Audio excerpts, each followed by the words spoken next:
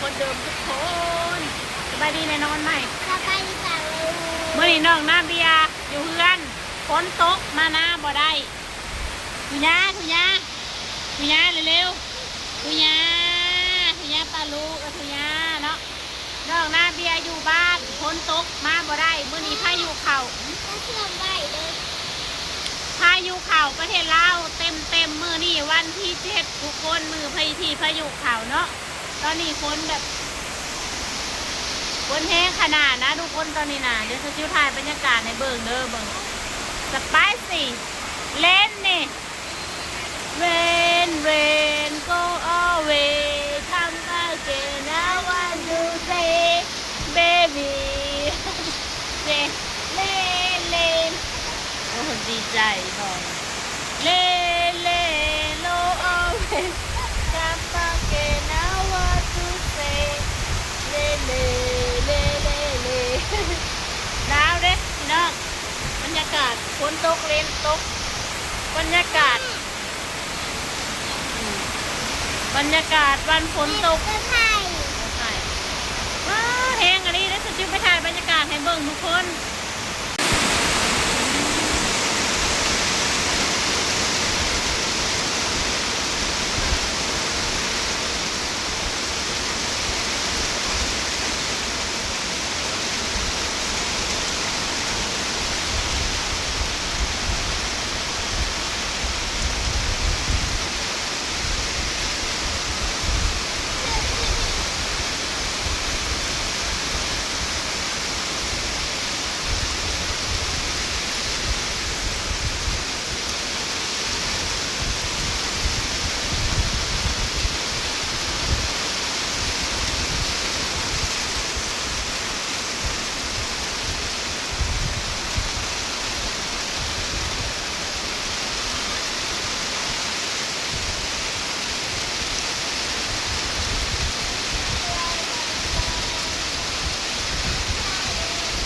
ไม่ใช่แก้วนะปลูกมังโทดินแหละมังโทดินแล้วออกเน่าสิเน่าแล้ว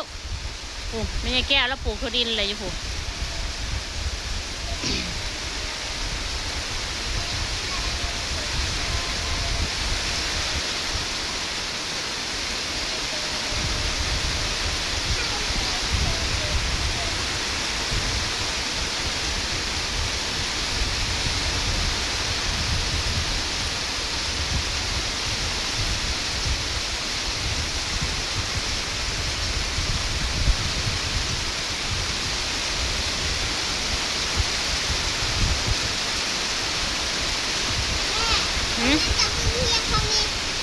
นั่นแหละข้างเลยนั่นแหละน้าหนูเสือพญาแน่น้าวนะ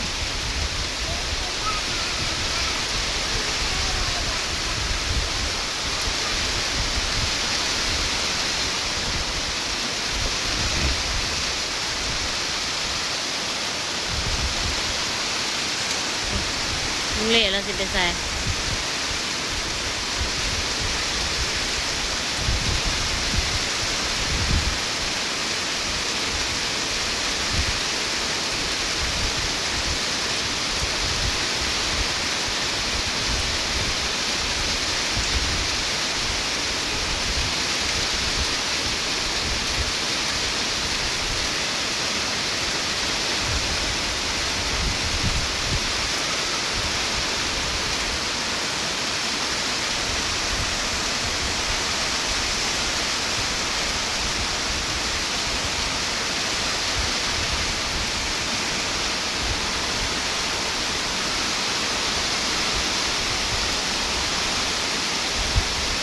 น้องโอชิซ่าน้องเอ้ยนะนั่งลง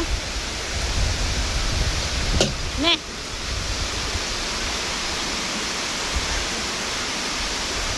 ไปนั่งน้องเอ้ยนะมาน้องนั่งน้องเอ้ยเอาหนาวไปต้อนตุบะโฮมปะหนาวเด้พี่น้อง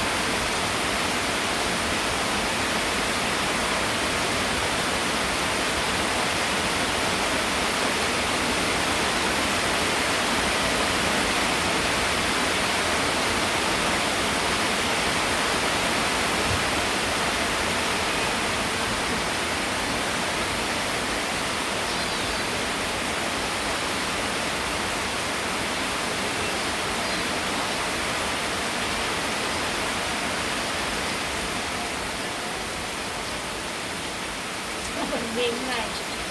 แม่กินเพราะครอบครัวไม่เลี้ยงปลาแม่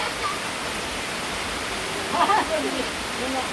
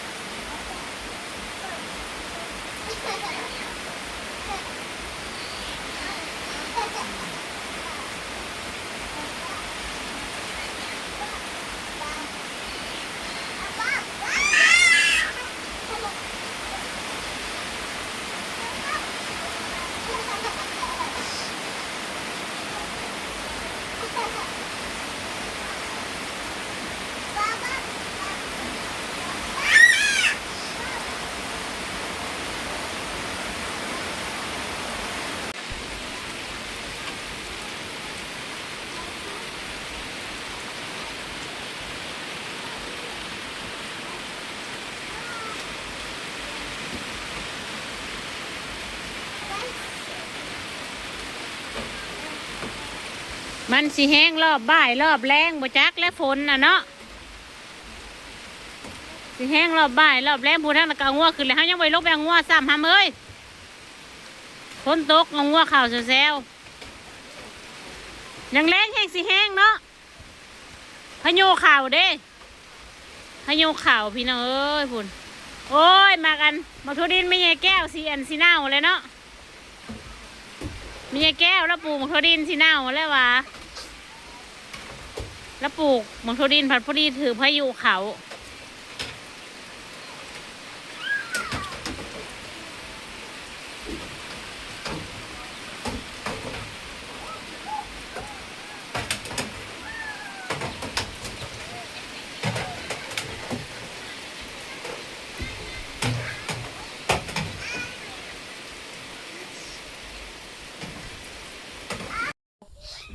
คนหากระเอื้อนทุกคนโอ้ยมันใหม่เอ้ยจักเป็นบิสั่งเฮ็ดยังกะน้องนะบ่ตีมันได้กระดอกกระเดียแท้ฮะ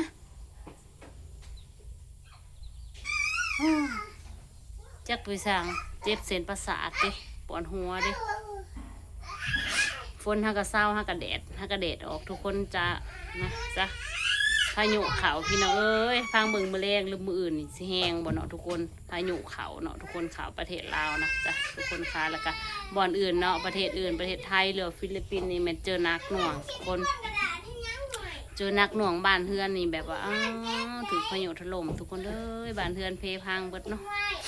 แต่ก็สู้ๆเด้อทุกคนเด้อสาวจิวก็เป็นกำลังใจให้ทุกคนเด้อให้ผ่านพ้นวิกฤตนี้ไปให้ได้เด้อจ้าทุกคนสู้ๆเด้อสาวจิวเป็นกำลังแรงใจให้เด้อแล้วก็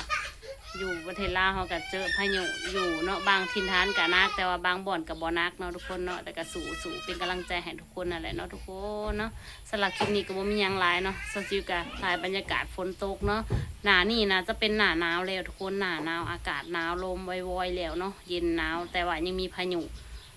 ไต้ฝุ่นพายุแบบคล้ายๆพายุฤดูร้อนเนาะทุกคนเพราะว่าสจิวก็บ่เคยเห็นเนาะ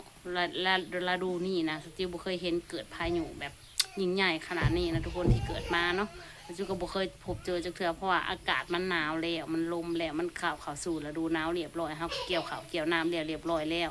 ยังมีพายุลมฝนอยู่ทุกคนเนาะแต่ก็สู้ๆเด้อทุกคนเพราะว่าเนาะทรัพยากรอากาศเฮาก็กำหนดบ่ได้เนาะทุกคนเนาะโอเคละสำหรับมาคราวนี้จิวก็ขอจบไว้สนิทซะก่อนเด้อทุกคนเด้อฝากกดไลค์กดแชร์กดติดตามในเด้อทุกคนบ๊ายบายจ้าเอายังมาวันนี้อีสัง